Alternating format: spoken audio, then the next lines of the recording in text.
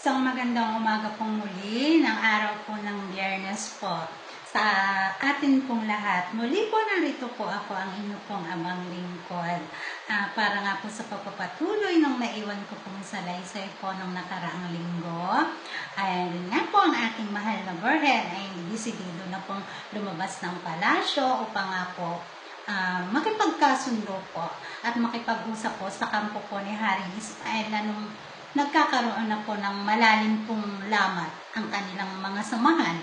Kaya nga po ang ating mahal na Birhen ay ginawa na po niya yung lahat na nagbilin siya dun sa kaibigan niya, yung liham, na kung sakali ngang hindi na siya makabalik sa kanyang mag-aama at mabura yung kanyang alaala, yung liham na yun na iniwan niya sa kaibigan ng ating mahal na Birhen ay lubha pong mahalaga.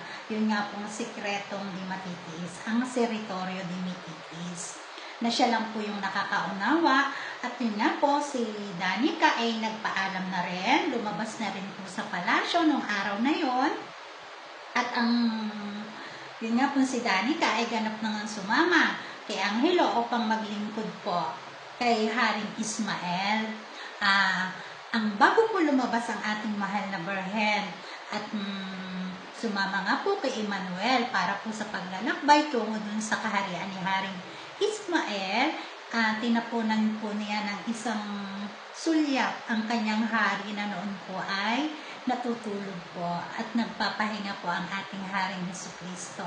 Sa paglabas po ng ating mahal na Birhen, doon nga po sa tarangkahan ng palasyo, laking gulat po ng ating mahal na Birhen dahil nga po hindi niya inaasahan sa paglabas po niya sa tarangkahan pa lang ay bumulaga po sa kanya yung isa pong grupo ng mga kababaihan na mayroon din pong mga langilan pong kalalakihan. At yun nga po ay sa pangunguna po ni Magdalena. Dahil nga po hindi naman personal na magkakilala po si Magdalena at ang atin pong Birheng Maria, ay ipinakilala po ni Emmanuel po si Magdalena po kay Birheng Maria at sinabi nga po niyang sasamahan sila upang nga po sa paglalakbay po patungo po dun sa palasyo ni Haring Ismael. At isa pong matipid na ngiti po ang itinapon po ng ating mahal na Birhen na patunay lang po na hindi po siya tumututol. So, nung naglakbay na po, ito pong si Emmanuel, palibhasa po ay alam niya na yun ang kauna-unahang pagkakataon na ang atin pong mahal na Birheng Maria ay lumabas ng palasyo na hindi alam o hindi kasama ng kanyang hari. Ay grabe po yung pag-alalay po ni Emmanuel po sa mahal na Reyna. Subalit, nung naglalakbay na po sila, may napansin po ang ating mahal na Birheng Maria na tila yata iba po yung dinadaanan nila. Kaya nagtanong po siya na parang hindi yata ito yung daan patungo dun sa kaharian ni Haring Ismael. At tumugon naman po si Magdalena. Ang sabi po ni Magdalena, yun daw po yung pinakamadali at pinakamabilis. So, ang atin pong mahal na Birhen ay nagpaubaya. At ito nga po si Emmanuel ay para pong nilalambing o tinutokso ni Magda. Kaya po ito ay dinala po ni Magda sa gawing unahan po ng linya. So, ang atin pong mahal na Birhen ay naiwan sa bandang likuran na tinabihan naman po siya nito pong si Magdalena. Dahil nga po, ang daan po ay magkabila po ay bangin, makitid siya. Ang labis po yung pangamba po ng ating mahal na Birhen dahil hindi nga po siya sanay na maglakbay.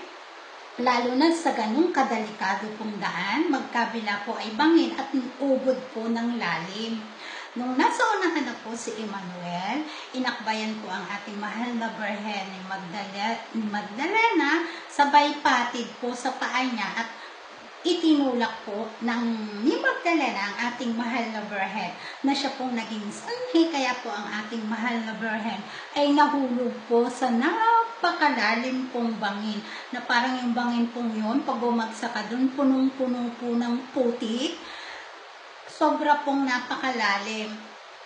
Ang ating pong mahal na Birhen ay inihulog ni Magdalena sa bangin. Nakaramdam po ang ating mahal na Birhen ng lahat po ng emosyon po ay naramdaman po niya. Doon po siya unang lumuha, doon siya unang kinabahan, kumabog ang dibdib niya, at doon po siya unang nakaramdam ng napakarami pong sakit sa katawan. Halos po ang ating mahal na Birhen ay pasa-pasa po dahil sa taas po ng kanyang pinanggalingan. Ang ating pong mahal na Birhen ay napansin po ni Manuel na wala na po sa linya. Kaya po nagtanong po siya kay Magdalena kung ang ating pong mahal na Birhen ay nasaan na. At sinagot naman po siya ng magaspang ni Magdalena at sinabing, bakit? Ako ba ang tagabantay ng iyong reyna? Kaya po si Emmanuel po ay labis po ang pag-aalala na sa hindi rin po niya inaasahan, si Emmanuel po ay pinati din po ng grupo po ni Magdalena at inihulog po sa kabilang parte naman po ng bangin. Ang atin pong mahal na Birhen ay halos humagulgol. Halos hindi po niya maipaliwanag. Ang suot po niyang damit ay parang kulay balat, parang ganito. Nakita po ng ating mahal na Birhen na napupuno siya ng putik at bulate yung laylayan ng kanyang mga damit. Nung ating pong mahal na Birhen, dahil nga po kung natatandaan ninyo, siya nga po ang ating inang kalikasan at konektado po siya sa ating kalikasan. Ang ating mahal na Birhen po'y humagulgol. Bigla pong bumuhos sa kauna-unahang pagkakataon po ang napakalakas pong ulan doon po sa Hardin ng Eden. At ang ating mahal na Birhen, dahil po sa labis nakabog ng dibdib na kanya pong naramdaman, ay halos yumanig po yung buong paligid. At nagkaroon na po ng kidlat, ng kulog, malakas na pag-ulan at ng pagyanig po. Dahil po sa pagiging traidor po ni Magdalena sa ating mahal na Birhen, ay nalikha po sa kauna-unahan pong pagkakataon ang lahat po ng sakuna, lahat po ng salot at karamdaman. Dahil nga po ang ating mahal na Birhen ay halos bugbog ang katawan, pasa-pasa po ang kanyang katawan. Doon na rin po sa kauna-unahan pong pagkakataon sa hardin po ng Eden ay dumapo po ang lahat po ng uri ng karamdaman.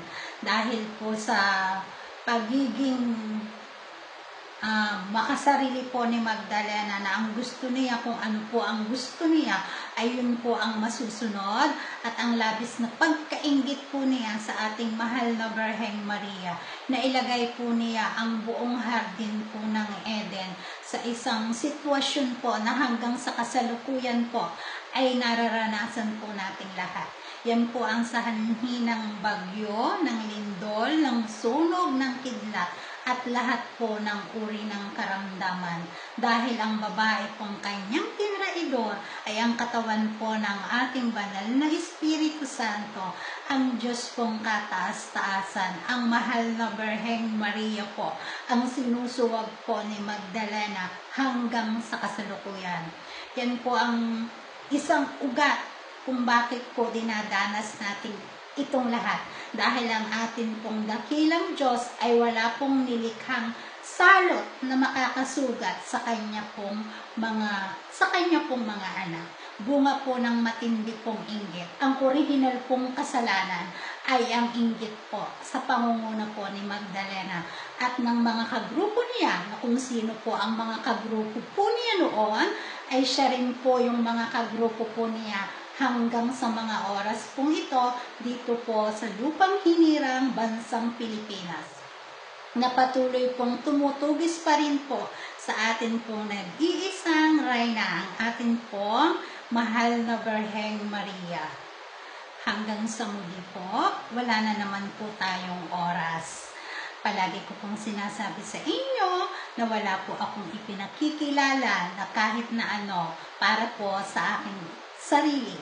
Isa pong abang tagapagpahayag po kung ano po ang nilalaman ng atin pong banal na libro. Ang pagiging inggit po, inggitera po, ang pinaka-buod po ng lahat kung bakit po dinaranas nating lahat ng salot at pasakit po sa mundo. Maraming pong salamat. hanggang sa muli po.